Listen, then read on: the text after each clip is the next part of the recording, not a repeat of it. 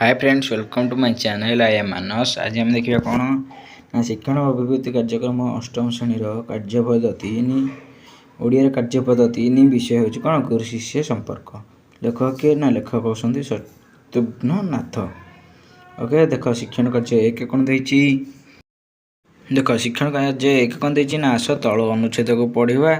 Okay देख कौन देती ना भारत वर्ष गुरु शिष्य परंपरा अति प्राचीन।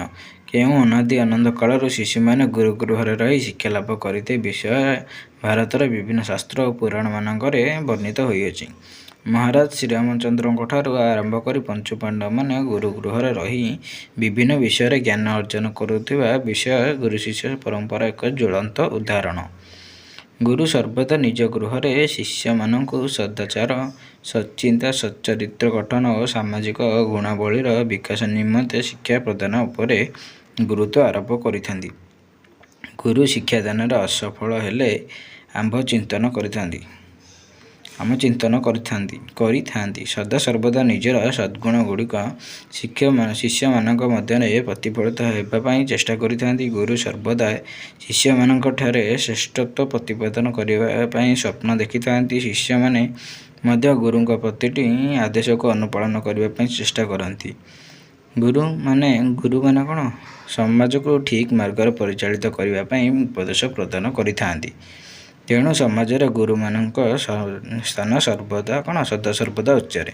से तो कहुई गुरु ब्रह्मा गुरु विष्णु गुरुदेव महेश्वर गुरु साक्षात् परम ब्रह्म तस्मै श्री गुरुवे नम। ओके तब देख कतटा कौन शिक्षण कार्य 2 रे कौन क्वेश्चन देछि देखिबा।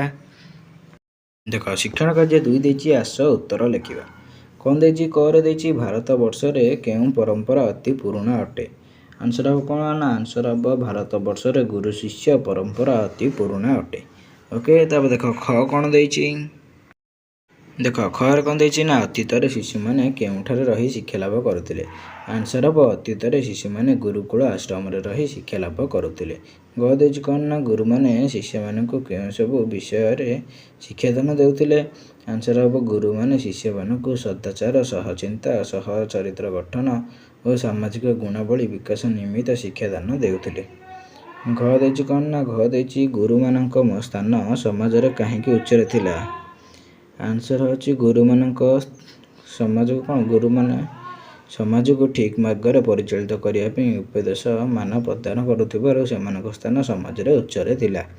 ओके तब उ देछि कौन ना गुरु सर्वदा केउं विषय रे स्वप्न देखुथिले। यार आंसर कौन हबो ना आंसर अब गुरु सर्वदा शिष्य मानक ठारू श्रेष्ठत्व प्रतिपादित करिबा पई स्वप्न देखुथिले। ओके तब देख शिक्षण कार्य 3 कोन देछि देख शिक्षण कार्य 3 कौन देछि ना क स्तंभ सह ख स्तंभर समर्थ बोधक शब्द को गारटाणी जोड़वा। देख क स्तंभ देछि कौन ना इतिवृत्त परिपंथी उन्मुख कौन स्वीय संस्कृति। खर देछि कौन लोकचल निजर इतिहास तत्पर विरोधी खुशामत। ओके इतिवृत्त क्या सहित हम ना इतिवृत्त हम इतिहास परिपंथी हम कौन विरोधी उन्मुख हूँ कौन तत्पर स्वीय हूँ कौन ना स्वीय हूँ निजर आ संस्कृति हूँ कौन लोकचलनी। ओके एपर्यंत जदि कौन चैनल नुआ अछ चैनल को सब्सक्राइब करना चैनल को सब्सक्राइब कर एवं बेल आइकन ऑल सिलेक्ट कर। तब देख शिक्षण कार्य 4 कौन देछि देख शिक्षण कार्य 4 देछि आस तले लिखा जाइतिबा वाक्य गुड़िक नाम बुझाउथुबा शब्द तले गार टाणी देबा। कर देछि कौन ना माने कौन जोटा ना बुझाउथुबा ताको गार टाणी। गोपबंधु जने देशभक्त थिले। एथिरे कौन हबो ना गोपबंधु ता ख देछि कौन ना आस बुली जिबा नंदन कानन। एथिरे कौन हबो ना नंदन कानन। घर देछि कौन दशरथंकर 3 गोटी रानी थिले। आंसर अब कौन ना दशरथ। तार घ कौन होछि ना गोमातांक मध्य रे कामधेनु श्रेष्ठ। एथिरे कोटा नाम को सूचौछि ना कामधेनु। ओके तब देख शिक्षण कार्य 5 कौन देछि देख शिक्षण कार्य 5 देछि आस वर्तमान गुरु शिष्य संपर्क विषय 5 धाड़ी लिखिबा। कौन लिखिबा ना फास्ट लिखिबा वर्तमान शिक्षक गुरु रूपे परिचित हेबाक इच्छा करूनाहांती। सेकेंड लिखिबा वर्तमान गुरु शिष्य संपर्क रे नाम छात्र और शिक्षक रे परिवर्तन होई अछि। ओके 3 लिखिबा प्राचीन काल पर शिक्षक माने निष्ठापर भाव रे शिक्षादान करूनाहांती। 4 देछि कौन ना 4 लिखिबा छात्र माने ज्ञान अर्जन नुहे भल चाकरी पाइबा उद्देश्य रे शिक्षा लाभ करूछंती। ପାଞ୍ଚ ଲେଖିବା କ'ଣ ନା ଛାତ୍ରମାନଙ୍କର ଗୁରୁଙ୍କ ପ୍ରତି ଭକ୍ତି ନାହିଁ। ଓକେ, ଏଇ କ'ଣ କାର୍ଯ୍ୟପଦଟା ସରିଯାଇଛି। ଯଦି ଭିଡ଼ିଓଟି ଭଲ ଲାଗିଥିବ ଭିଡ଼ିଓକୁ ଲାଇକ୍ କର, ସେୟାର କର, କ'ଣ କମେଣ୍ଟ କର। Okay, thank you.